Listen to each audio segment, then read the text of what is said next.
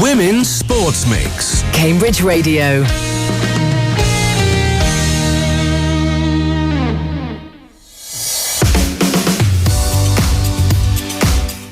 Hello, I'm Amy Gray. And I'm Alex Elbro, and we are the A-Team. Is it our best yet? I think it is. We've had a lot of practice now. We have. And welcome to the Women's Sports Mix, where we talk about all sports and activities for women and girls. We follow our local sports teams in the leagues and promote being active for all ages and all abilities. And I don't know how this has happened, but it's the last show of the series, Alice. I know. I don't know where the time has gone for this first series. You know, if you look back to our first episode last August, last year, we've covered so many different sports and activities. It's quite hard to believe. I don't understand time anymore. No. I don't know how this happened. And the football season is drawing to a close, but cricket just getting started. So we've been chatting to Hannah Warren. Yes, and Hannah Warren is the Women's and Girls Participation Officer at Cambridgeshire Cricket. Now, the Women's Sports Mix first spoke to her back in November when they were about to start their indoor competitions. Now, cricket is reported as being the fastest growing sport for women and girls, and Hannah and the team at Cambridgeshire Cricket are really striving to increase the awareness and the number of women and girls playing cricket in the county, and you hear the great results they're beginning to see. And we have excellent news for our women's ice hockey team. Cambridge Kodiaks have won their league and the cup that they're in. We have all the reaction from captain Christina Ashley and assistant manager Rachel Coleman. Also, how you can get involved, you, Alex, and yes, everyone I'm listening. ready. With their prep for the playoffs. You can find out later. And do we have to make signs?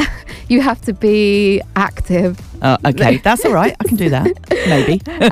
And football, we are catching up with Liz Pamplin of the U's. Lots to discuss. Their win against Histon in the County Cup, that final home game at the Abbey, player of the season, and they have a new under-16s team for girls at Cambridge United. Brilliant, absolutely brilliant. And we're going to reflect on some of our highlights from this year. To be honest, when we look back, it was just hard to pick a few, but we've tried. The first few that came to mind anyway. They're all highlights. Yeah, exactly. There's no lowlights. There's not a single lowlight. That's the trouble. Yeah, we'll look back at those, and you can of course listen to all of our podcasts on demand. So if you think something sounds good, you can look it up, and you can keep in touch with us over the summer. WSM@cambridge.radio or via Instagram women's_sportsmix. Ooh, well, that worked perfectly, didn't it? So we are talking cricket now. So Alex, cricket season, do you play? Are you a spectator? I have been known to spectate, mainly in my late teens, when I was a bit younger, and a group of us, I went round in quite a big gang, and I must say it was all the men.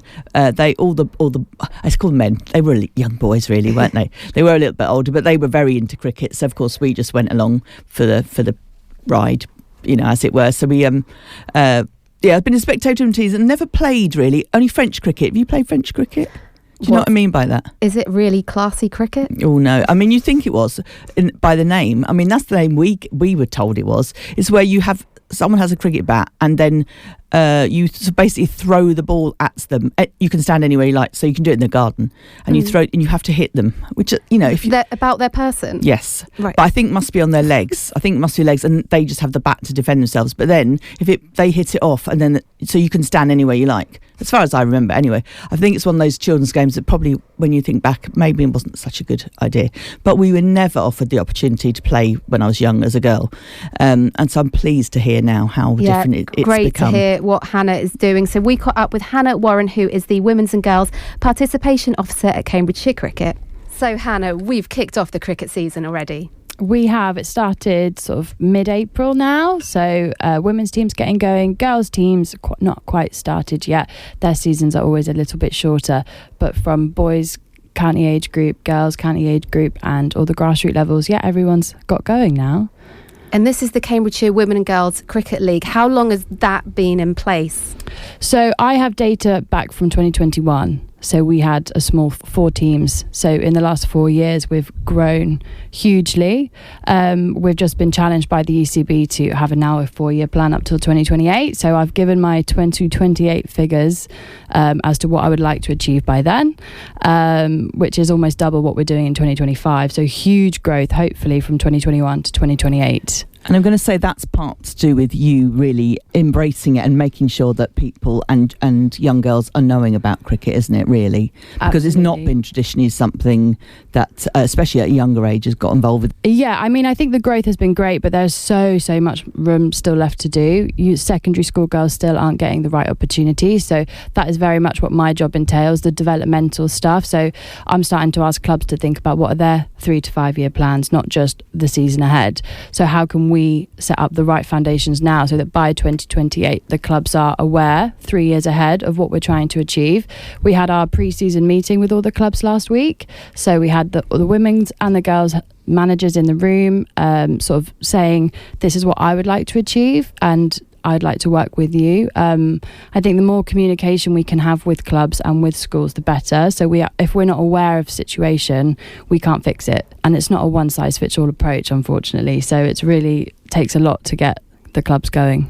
And you take in new teams, don't you? People can approach you and say, our club has got a new team, or it might just be a completely new team. They contact you to get involved in the league? Yes, absolutely. So I am very much that very first initial contact that you will have if you're thinking about women and girls cricket, whether it's a very male-dominated club thinking about introducing women for the first time, or women's team thinking about wanting to get a girls section going, and vice versa. The ECB are now very, very much focusing on the girls element of things. It used to be very much women, and now they've realised that we need some sustainability within our sections. So it's all girls focused, which is great. And do clubs call you in, say, if a girls team wanted us to get started or a women's team, would you be sort of called in to kind of talk to them, explain how good this could be for the club? Yeah, I've definitely needed some training in character understanding, because chairmans are all very different, committees are all very different, the ethos of the clubs are different. But I think once you've got that girls and women's section going, the clubs realise how amazing it is and what it actually provides to the community. So it's just getting it going and convincing them that it's not as bad as they might think it is. But like you say, they're all volunteers, so it's hard to know how much to push and how much to not push, because they're giving up their time. I'm paid full time to do this, so I'm very privileged that I get to have a hobby that I love and get paid for, basically. But you have to appreciate that they are volunteers too. So we're very, very grateful for what they already do, but it's finding new people that will step forward to help that club build a foundation. So it's not all lying on one person's shoulders, or the committee's like, we're already doing too much. I guess it can be overwhelming, wouldn't it? Be thinking, hang on, we're just about managing to keep above water for the ones that we've got. How are we going to even expand it for any type of, for they would say, a new breed of cricketers that are going to potentially use it in a different way, the club? But presumably there's benefits in terms of better reach within the community. I don't know, more subs if more people are involved, more volunteers, maybe parents involved. Are there things that you can say to them? There's things that come along with having extra teams and tapping into girls and women's sports. Oh, absolutely. And even just the amount of people that are now at the club as well. I mean, you've got a lot of women that come to the club on a Saturday. You've got a lot of people that do All-Stars and Dynamos on a Friday night, and the parents are kind of just stood there, maybe just watching while their child's doing something. But what do they do after that? How can the parents continue to get involved? We're actually running some Ignite, we're calling them Ignite sessions, where we're going to go to some fixtures and actually run sort of an introduction to umpiring, fielding, coaching alongside, so the parents can get a little bit more involved. Because I think there are a lot of people that would volunteer, but they see maybe a well-run structure of a committee and they go, actually, I don't know where my place is. So we're trying to bridge that gap between the community and the committees of the cricket clubs. And I mean, and once you know about cricket, it is easy to follow it, but I think there is sometimes this sort of thought process that it's not for me because I don't really understand how the scoring works or what the umpire's saying and doing. And even just having that to break it down, you know what I mean? It's like sometimes if you've missed that bit when you were growing up, who tells you later how it works? Yeah, absolutely. My mum, she's got 3 daughters, all different age groups that play cricket on a Sunday, all play in different formats. So every time she goes to a match, we're all playing a different level.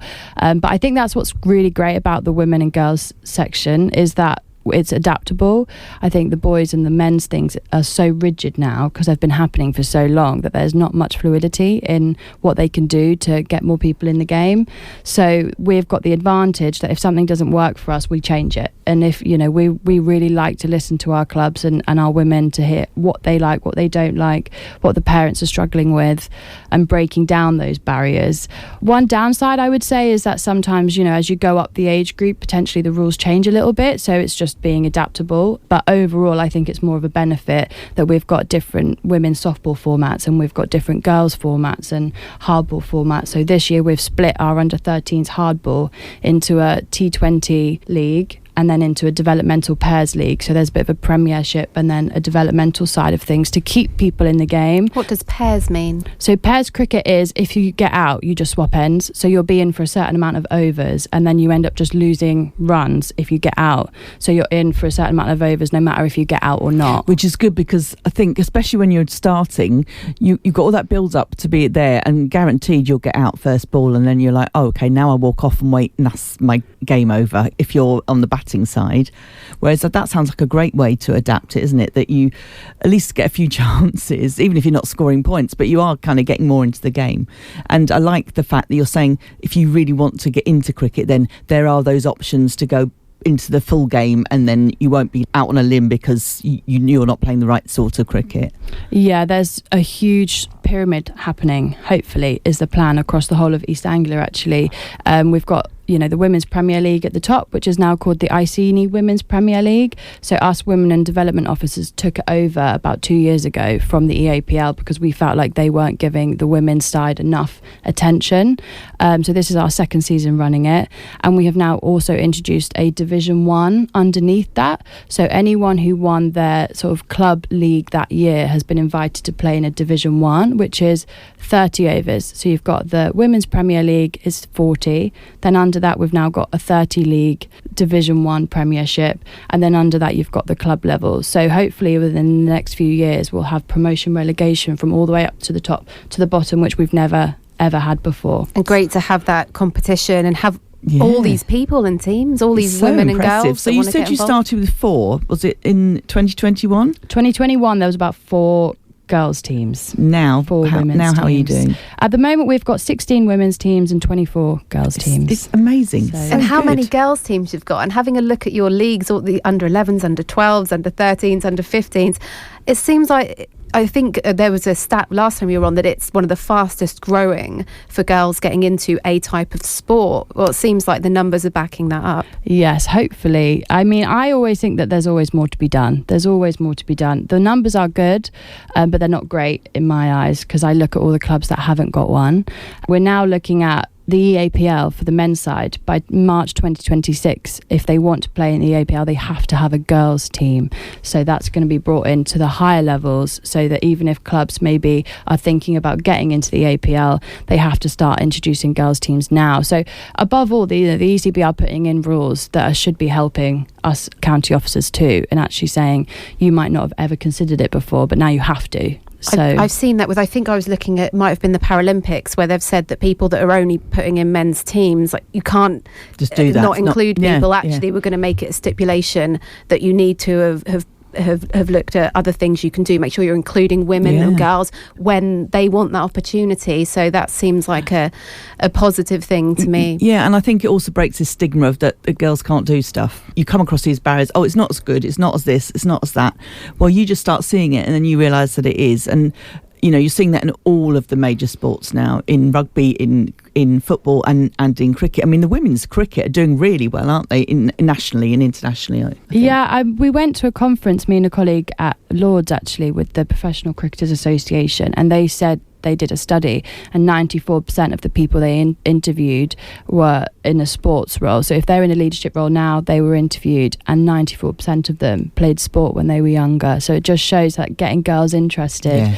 I mean, my job mainly is around the secondary school space, because the girls at that age, they lose confidence. So it's really great to go into a primary school because you don't have that stigma of, oh, this is a bit embarrassing, I've not tried it before. Especially the bowling, it seems that the bowling is a little bit out of their comfort zone, which is completely understandable because you don't really have another sport where you're trying to bowl with a straight arm over your head.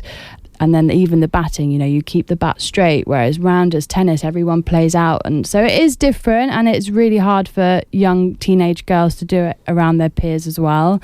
So as many opportunities we can provide them to sort of get them interested, even if we spark the interest in 2 years' time, but they thought, I did that 2 years ago. Every little thing you do counts, even if you don't feel like it does. And one of the things you'd mentioned to the Women's Sports Mix when we spoke to you in November, so we were out of cricket season a bit, so it's been good to have you back. You'd said that you were looking at how can we hold people's attention, get them playing cricket through the winter. How did that go with the indoor games and competitions? It was good. It was a lot more competitive than I anticipated. Luckily, it gave the newer teams a chance to have a go over the winter period so that they felt more confident going into a season and entering a league. I think without the opportunity to play against other clubs in the winter, they probably wouldn't have entered this year because they were nervous or for many other reasons. So it was great to see the new teams being helped by the more experienced teams, and we just sort of send an email out and say, you've got 2 brand new teams coming today, so maybe don't send your brand new players too. So clubs are really great at actually looking, it's their first game, I'm going to send all my youngsters that haven't played yet, instead of trying to be competitive. But for those that are experienced, it is really competitive format inside. And indoor cricket is so different. The rules are different, the tactics are different. Is it shorter? I'm sort of assuming, but that could be wrong. It can be about the same length as a softball game outside. It's just the way you score is different. You use the walls are in play, you can be caught off the wall, and obviously if you in a much tighter, close-knit space. So it's competitive, but it is fun. And it was good, and we had girls and women's competitions. Sounds good, doesn't it? It does. And one of the things I was interested to hear from you is how the scouting works, because you do have involvement with that. I have an involvement in the sense that I run competitions. We run indoor-outdoor schools competitions. We run the leagues all the way through the summer. So if there's anything in particular that I think the performance team need to come and have a look at, I often just ask them to come and pick up a clipboard and score, or come and umpire. So they're there very, they don't say what they're there for. They don't say we're here for whatever reason. I sort of work with the performance team to say, actually, I've got an event that I think you should come to. Like our under 11s finals day was really popular last year, and it was fantastic. And I was like, you've got to come down, because the earlier you can get people involved in the game, and if they want to take it seriously, then the better. We've just finished the talent development centre, so we've scrapped the under 11s county this year within the last sort of 6 months, and we introduced a talent development centre instead. So we've gone from having about 12 to 13 county players to nearly 40 in a talent development centre. And it's a different structure. So there's a north and a south hub, so it's split across two different hubs, so there's about nearly 20 in each, just to give those girls an opportunity that might not necessarily make it county, but nourish them at a young age and get them involved. But other than that, I leave it all to the performance team to sort that out. And how do you find with traditional cricket kit being white? Has that been I know in the past people have talked about that it puts girls off when they're in their teens. Do they play in different colours? Most women don't wear whites. Good. Most women and girls teams aren't wearing whites. My personal club, we wear black trousers, which is great in the 30-degree heat in the summer. But maybe not so good we wear navy. The whites are definitely more for the men's side. I mean, it's completely up to the club and up to the girls. If all the girls say, I want to wear whites, then absolutely go for it. There's no rules or structure in place other than you don't have to wear white trousers. I would hate to, just for the washing aspect of it, because if you get grass stains on white, that's it, you've had it. Shows that you've worked hard that day, though, doesn't it? When you've got grass stains all up. I saw someone dive at the weekend and have them all up their chest, and you wear it with honour, don't you, those grass stains? Yeah, not so much when you're trying to put it in the washing machine. No, I mean, for the parents especially. That was more my angle. As a parent, I was like, it's bad enough watching a rugby kit, and was multicoloured. Oh, but that's a lot more muddy, I can imagine. Yeah, I guess so. Yeah. Do you play cricket ever in the rain? In England, I think if you didn't ever play you just don't call it off though. Yes, you would call most cricket games. It seems to be test matches seem to be like a classic where people pay a lot of money to go for like a 4-day test match and 2 days are off for bad weather. Yeah, I think if it's a little missed, and it depends on the level that you're playing at, if you've got the official umpires there, so anyone in the Prem will have the official umpires that you pay to come. They always make the final decision, so it's a little bit easier. The lower down you get, where you're playing club cricket and you've just got maybe your coach coming in to volunteer, a couple parents coming in to umpire, that's where it gets a little bit tricky to call and make decisions, and that's where maybe some disagreements can happen. But we're quite lucky in our county so far because we haven't had any disciplinary issues with our women and girls sections, so we're hoping that that continues. And you were saying that there's different types of game, like, well, the T20, but you said softball, hardball. Does that come in at different ages, or is it up to the club to decide which one they want to play? It's up to the club. It's up to the girls that they have at their club. We listen to what the clubs want and what the clubs need. So we have a pre-season meeting and a post-season meeting. I guess more is discussed at the post-season meeting, and we take that away over the winter, and we vote on rule changes, suggestions, and everything like that. So it's completely up to the club. We just facilitate it.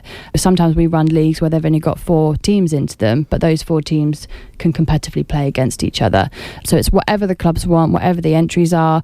The majority of our entries at the moment are under 11, so it looks good for the future that all these youngsters are coming into the game now, and then hopefully our under 13s and under 15s entries will only increase. But it's about making sure that those under 11 entries remain as strong as they are now, and we don't just follow one team throughout their age group and then all of a sudden they haven't got a team anymore. So it's about building that sustainability at the clubs, which is really our focus at the moment. And then getting the coaches to sort of start at the lower levels again and work back round, doesn't it? Otherwise, like you say, you suddenly think, hang on, we've got nobody to coach at that lower level. Exactly, and we're doing as much as we can to introduce as much coaching from just a support coaching all the way up to the core coaching, which is a level 2 equivalent. We've got a new core course happening this summer, which is for anyone coaching a women and girls section, and it's a bit of a longer course because you get assessed at your club coaching the girls that you actually coach, instead of 4 Sundays where you're coaching other coaches, which can be a little bit more disheartening for some people. When I did mine, I had to coach a spin bowling session to 2 professional spin bowlers, so it's a little bit nerve-wracking. So we're trying to change it a little bit and see if actually going to their club and seeing them in their natural environment, you see them in a bit more of a positive light in a way, because they feel more confident as well. And how often do you run these courses? We run the courses, so we do spring ones and autumn ones at the moment. So we'll do a foundation and a core. Support we do quite ad hoc. So if a club comes to me and say, well, we've got about 4 people, I'll say, all right, well, has any of the local clubs around you got any more? And we sort of run it as and when, because that's sort of an afternoon, evening, couple hours, and you can get signed off. And that's the very basic, just getting involved. And you can't lead a session with that. It's just learning to support the coaches, which some parents really thrive in. So it just, how to do a warm-up drill, how to get them going, and what you need to think about, mainly with safeguarding as well. We cover that throughout. Female only umpiring courses, so is a lot happening. I think the best thing you can do is either follow our socials or follow our website to find out about those, and Neil Liversedge is the one who does all the volunteers side of things and the events. So and what is your website and Instagram? So it'll be Cambridgeshire Cricket on both. Okay, that's easy. Nice and easy. So do you do anything for anyone that's youngsters that aren't really sure what cricket's about, maybe don't have any in their school or in their local area? Yes, so I currently run a street session, so that's funded by Chance to Shine, and I currently run it on a Monday at Trumpington Community College, 6 till 7 p.m. We're up to about 11 weekly participants, so I've just entered us into the national competition at Nottingham University in August. So we're going to run it all the way through the summer holidays and hopefully win a great national competition at the university. And can anyone turn up to that? Absolutely. That age group? That age group is 11 to 16. Girls Only, yeah. I only deal with the girls. I love it. So yeah, it's great, and we have 2 female qualified coaches there, so there's no men in the room at any point of the time. So I love it. The girls really love it. They've played against each other in school competitions, and they still turn up on a Monday and help each other and learn, which is really great. I'm also running some hardball transition sessions in the May half term. So again, you can find out about that on our socials and online, or go to your local club. So yeah, that's for under 12s, and then potentially women as well, to get them from the softball into the hardball sort of arena. I mean, there's so much happening, isn't there? It's just amazing. I'm just so super impressed. I want to know, when do you get time to play then? I play on Sundays. I play on okay. Sundays, yeah, which is a bit hard because I want to try get to as many matches as possible for the leagues that we run, but I also play. But I think playing in the leagues that I have something to do with helps me learn as well. Yeah, you can see it from both sides, can't you, in a way? So yeah, absolutely. I can turn up to training or, availability. Actually, that county clash is here and, I need to do something about that or talk to the right people to help. So I do feel like being on the ground and playing closer to the county now has really been beneficial this season so far. And did you say you play against your sisters or do they play in different leagues? No, so one's under 11s, one's in Norfolk and then I'm over here. So completely different. And we all play on a Sunday. So my mum has no chance of seeing all of us at once. Just take turns. Yeah, I Maybe wish she could transport. Yeah. When your little sister gets older, there'll be the big family game. Yeah. Oh, yeah, my mum still has no idea what cricket the rules are. Well, you better get her on the umpiring side. She does it right with, the camping chair and the blanket and the picnic. She's got that down. That's the bit I had down. Yeah, the important bit. Yeah. If my sister's coming to watch me play, they bring a bat and a ball and they just have fun. So, yeah, it's a really lovely family affair now. Yeah, well, it sort of usually does take quite a bit of a day, doesn't it? I mean, that's your Sunday, isn't it, really? Yeah, so but I love nice. Yeah, as I was about to say, and look at the weather now, let's hope for lots of sunny Sundays. Oh, please. Last season was very wet and rainy, so fingers crossed for a good sunny season, everyone. This is Cambridge Radio, Women's Sports Mix. You're listening to the Women's Sports Mix with Alex and Amy. Hello. Thank you to Hannah Warren for talking to us about the cricket. And isn't it exciting how good it's all getting with the cricket? How much more there is as well. Absolutely, absolutely. Now, going back to our last episode, which was on April the 22nd, we spoke to the Shelford rugby team who are all going off to Rwanda in a few weeks, 22nd of May. And Anna Goggin, has got a charity fundraiser for it on this Thursday, the 8th of May, 7 o'clock at the Carpenter's Arms in Cambridge. Bring a team of up to 6 people for a fun evening to support the UK charity Friends of Rwanda Rugby. And all the proceeds will go to the charity. It looks really fun. It's got food and all sorts going on there this Thursday, so in 2 days' time. And there's a prize for the winners as well. Well, thank you very much, Alex. And we are going to football now. Yes, so that's where I was getting mixed up. Cambridge United women, they finish 9th this season with 25 points. And I spoke to Women's Team Secretary Liz Pamplin and asked for her assessment of their final league game, which was a 1-1 draw with third place Chatham Town. We were delighted with the performance on the back of the season being a bit bitty towards the end of the season with a few weeks off here and there and trying to make sure that we went out on a real high. Yeah, girls played really well. We had a game plan we put in place. We knew how we wanted to play and we went out there and we delivered it. We were disappointed with their goal. It was a weak one for us to concede, but we came back really strongly and the equalising goal was a real bonus for us. And we were disappointed, I think, when the game came to an end because we thought we were pushing and could have won the game. But yeah, delighted with the performance against Chatham. Darren said on the socials that the teams really performed against what I would say the league table certainly suggests are the better teams.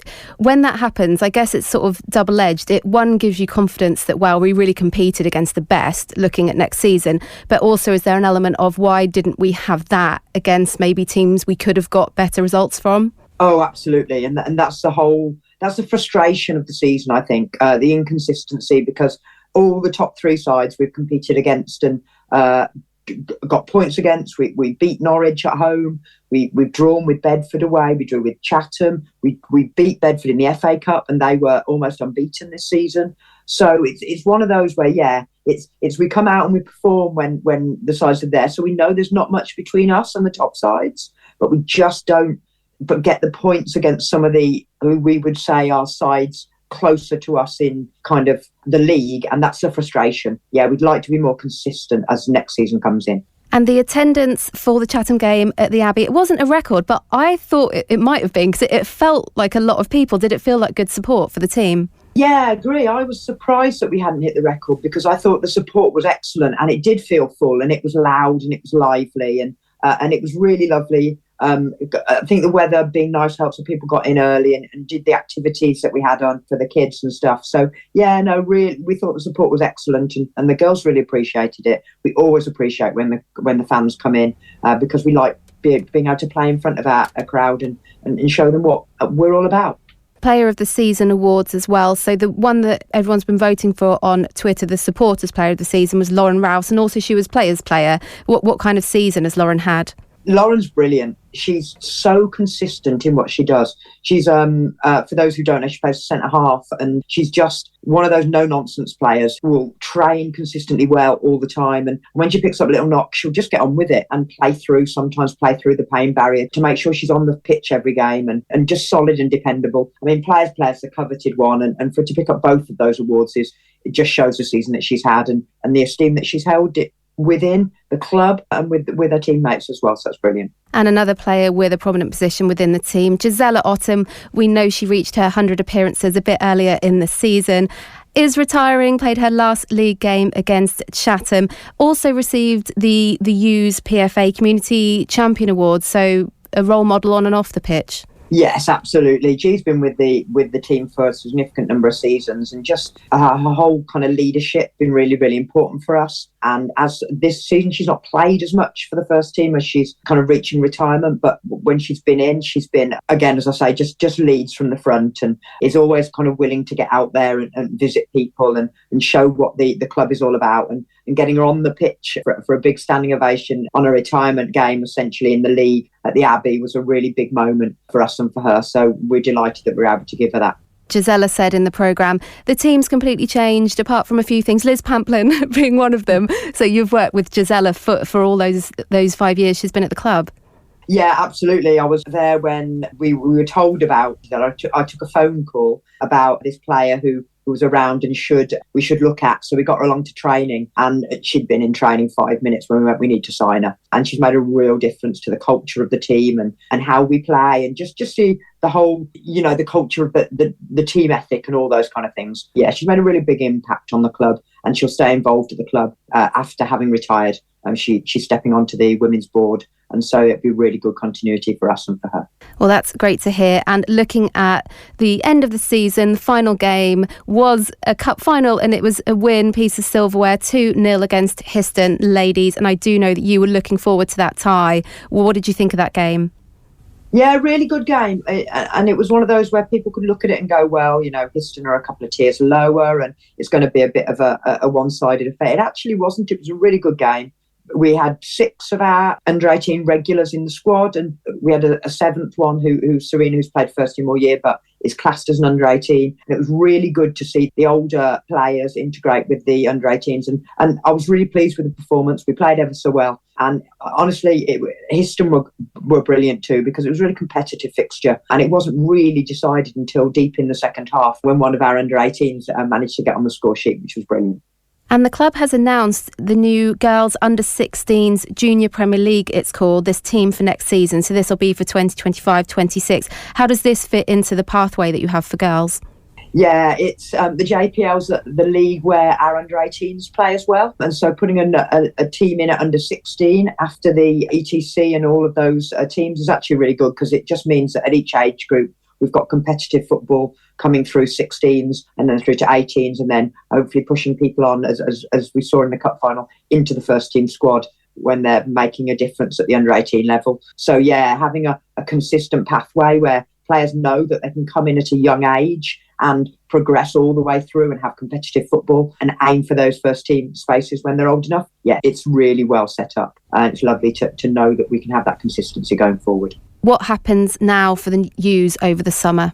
Well, the girls are on a good, well-earned break at the moment. We finished our season with a club day out yesterday, which was enjoyed by all. And then we go away. The players have holiday. The staff have, well, we say holiday, but we're all getting ready for the new season. So we'll come back on the 1st of July for pre-season training, train all through July, with the middle third Sunday in August as being the start of the league season. We'll get pre-season fixtures in, and also we want to recruit. We're always looking to get the best players into the side. So we'll have trials on social media. There'll be a link to trials. So if people want to come in and trial to play for the U's, then get on that link and make their interest known. But yeah, as I say, it is a holiday, a bigger holiday for the players, but the staff will have a few days before we're full steam ahead and kicking into what next season looks like.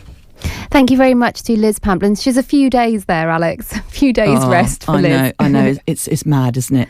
I mean, that's it. It all starts all over again, doesn't it? In a great way. And Liz was talking about those trials, and they have now gone online just this afternoon, so you can register your interest for those if you look them up on their website or on their socials. Looking at Cambridge City now, they did have a monster 3-0 away win against St Albans. That kept their hopes of staying in the league alive briefly, but they have now been relegated following it was a 2-1 loss to Stevenage, and it's their second successive relegation for the Lily Whites. But they did force it until the last few games of the season. And I think looking for positives here, Alex, they never gave up. Yeah, absolutely. Their form in the second half of the season was better when easily it could be worse because you're in relegation. We've talked about this, haven't we? Wins make wins, and then once you start losing, you get worried, and then your head's down and all that sort of thing, isn't it? And they are a young team, so they will be learning from this. They had some good cup games, penalty shootouts that they won, and the great stadium. Exactly. I was about to say, I'm sure the move to a new stadium, which happened in the middle of it all as well, that now that they will be there for all the teams playing at Cambridge City, that's going to make a big difference. Because they weren't playing in Cambridge initially, they're playing at the Sawston Stadium now. So best of luck to them for next season. I hope they can push for a promotion.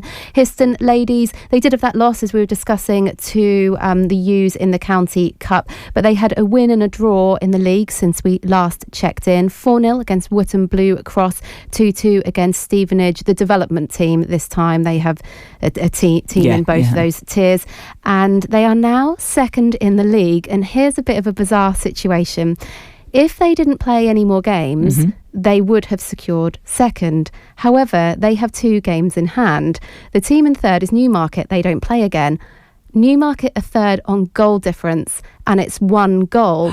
So they're in a position where they can't let any in. If they lose those games, even by 1-0 each, Newmarket will actually take second. Ooh. I don't think that's going to happen. Yeah. They've been really good this season. I don't think it's going to happen. And you know what? Either way, congratulations. I mean, it adds a bit of excitement to the end of the thing for everyone watching, doesn't it? I mean, a little bit of jeopardy there. There's a bit of jeopardy there for the Stutes, but I think they'll be fine. I think that they've got second in that league, but second or third they've had very good season.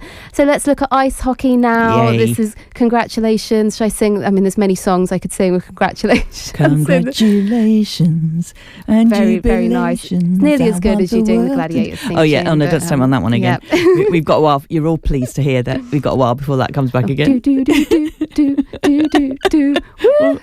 What's that one? Celebration. Come on, guys. So you're being too good and doing like the intro part. That's the best bit. So Kodiaks, we apologise for our singing, but they have won their league and the cup that they were in with a game to spare in the cup, and they play the game to spare is against old friends Peterborough Phantoms away this Saturday, May the 10th. Otherwise, it's all about the playoffs now. And I spoke to Captain Christina Ashley and Assistant Manager Rachel Coleman and asked them how it felt to secure the league title following what was a 15-2 win against the Phantoms. From a player's perspective and a captain's perspective, it feels incredibly great to have kind of secured that in only our second season. We were so close last year, so this year it was definitely kind of this huge elation to know that it was done and secured. It was a comprehensive win as well, 15-2. Does it feel good that you haven't just won it, you've won it in style? I mean, it always feels nice to kind of really secure something, especially, as you get further into the game and you're kind of seeing things turn and you're keeping possession, keeping going. So to have a convincing win also did feel really nice. It felt like something really big to celebrate. And there was lots of people that got ice time that sometimes don't always see the ice as well and got to finish out the game and play. So that made it even more special that you could make sure that like everyone on the team really got to participate in this huge league win. And no sooner have you sewn up the league, it's the cup, essentially the cup decider between you and Chelmsford Pythons on Saturday gone on May the 3rd. Another great win, 10-1, and you win the cup as well as the league. It must be a good atmosphere for the Kodiaks right now. I mean, everybody's certainly feeling really elated about it and excited, and we're kind of really looking forward to playoffs, but it was definitely a hard game at the start. It took us a while to get going and rolling, which is also really nerve-wracking when you're kind of know something is on the line like a cup or the league. So to have that kind of finished and secured, it means we can go into the game this weekend against Phantoms, which is our kind of last league game on the 10th, last cup game on the 10th, and just play a really nice game and really get something good under our belts before playoffs. Speaking as the manager, it's absolutely lovely having that as our last home game, having such a convincing win in our home rink in Cambridge. in front of our fans. That was absolutely amazing. It did feel like a really good crowd, and I think they brought several as well, didn't they? They were really celebrating for the one goal that the Kodiaks let them get. Yeah, we always have most teams come with some of their fans, and there were definitely quite a lot of fans. One of our players, we make bracelets which we sell by the ticket desk, and all the Chelmsford bracelets sold out. We've had an incredible turnout on our side. We always have the most amazing fans, but also to have people kind of bring their own supporters in because they know it's going to be a good atmosphere and it's going to be a lot of fun has been really nice to see. One of the things that George has said a couple of times to me is about the management of the game from within the team. And when you got to 1-1 on Saturday against the Pythons, it felt like to me in the crowd that you responded very quickly to say no more, and you very quickly got it to 3-1. Was that something that you felt you managed on the ice, a very quick response from the team? You can kind of feel it on the bench. Either everybody really deflates and you have to make sure that, you convince them, no, it doesn't mean anything just because it's tied up. Things can happen in seconds. So you just need to keep going and pushing, or else you kind of take it in stride and either get a little bit angry about it and just go for it. And I think that was we really wanted to win the cup. We just won the league. We didn't want to have any kind of downturn right before playoffs. So there was no sort of dip in morale. It just was, nope, we're going to power through and let's do this. And then that second line went out and they just kind of knocked 2 in right away. It was a really good pickup really quickly. Player of the game was Ronnie Manfield. Tell me about Ronnie's performance. Ronnie is one of my absolute favorite players to play with, on the ice, off the ice. She does so much. She commutes from London on top of that. So she's incredibly committed and she works so hard and she's the most solid D, and she had such a great game. She was moving the puck laterally really well. She was passing it down low. Whenever she's behind you, you never have to worry as a forward. She's going to be there and have your back. And she kind of really exemplified that this game and stepped up big time. So it was nice to see her get player of the game. Rachel, tell us what's happening with the Kodiaks B team. We had a game Saturday before last. It was our first away game of this season.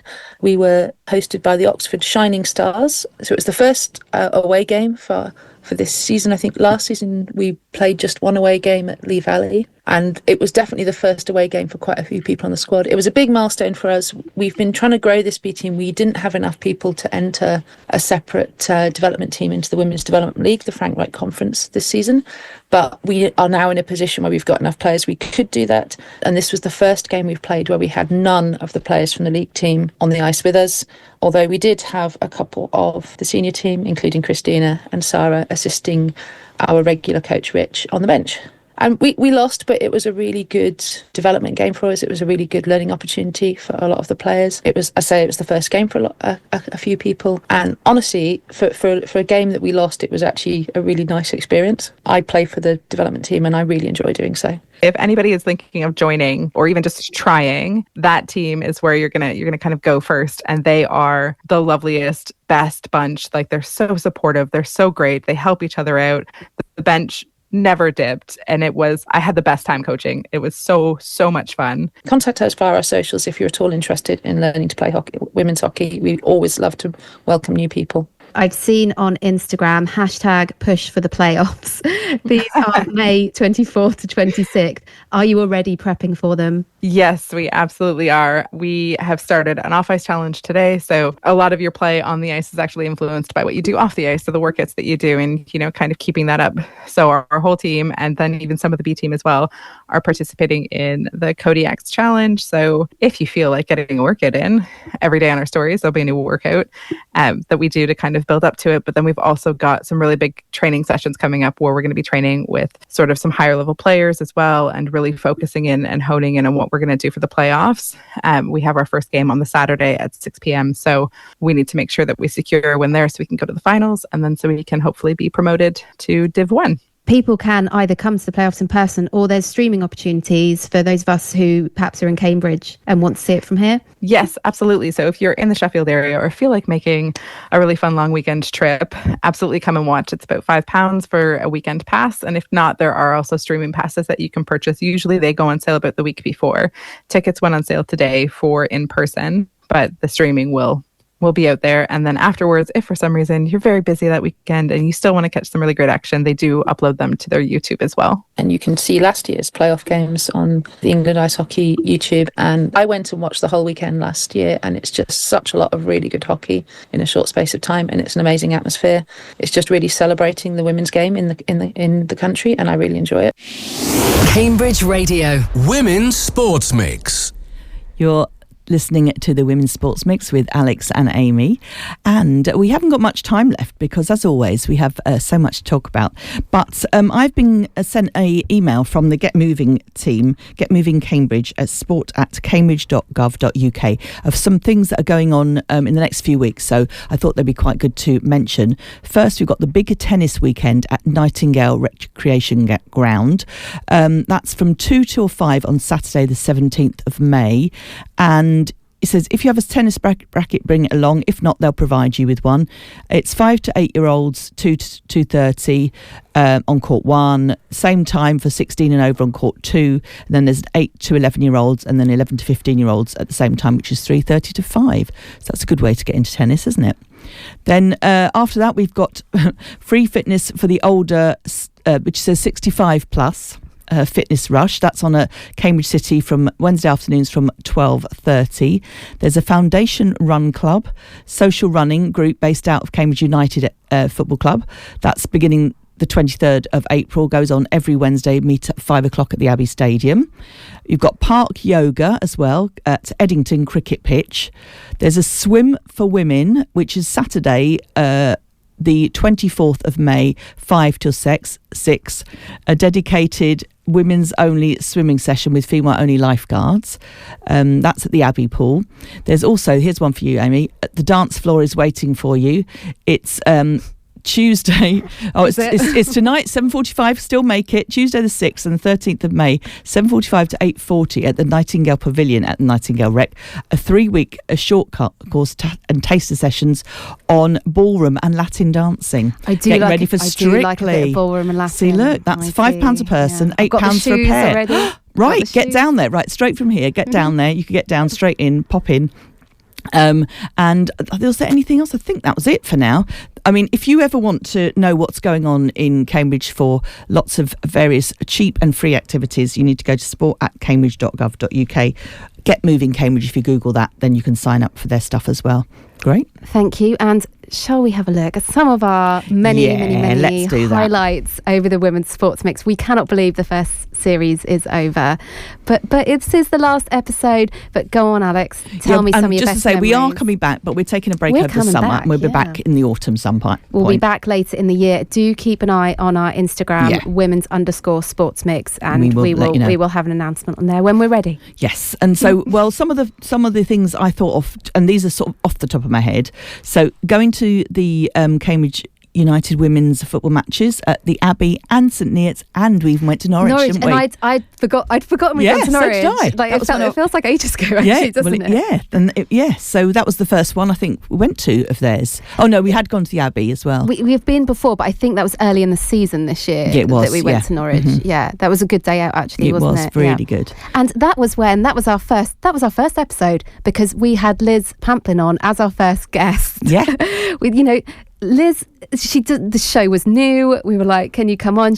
And she did. And she'd said to us beginning of the season, you need something, you email me. Yeah, she has, isn't she? We do have to say a great big thank you to her. Just such a huge thank you to Liz and the Kodiaks. And all the contributors that have come in and given up their time. And a lot of them are volunteers as well. Yes. And they're not only, so they're giving up their time sort of doubly, because they're giving up their time when they're doing the sports, and they're finding the time in between their work to do this. So it's been lovely. We're so thankful. And the Kodiaks matches, Amy, getting your merch. I mean, getting merch, I haven't even put that on there.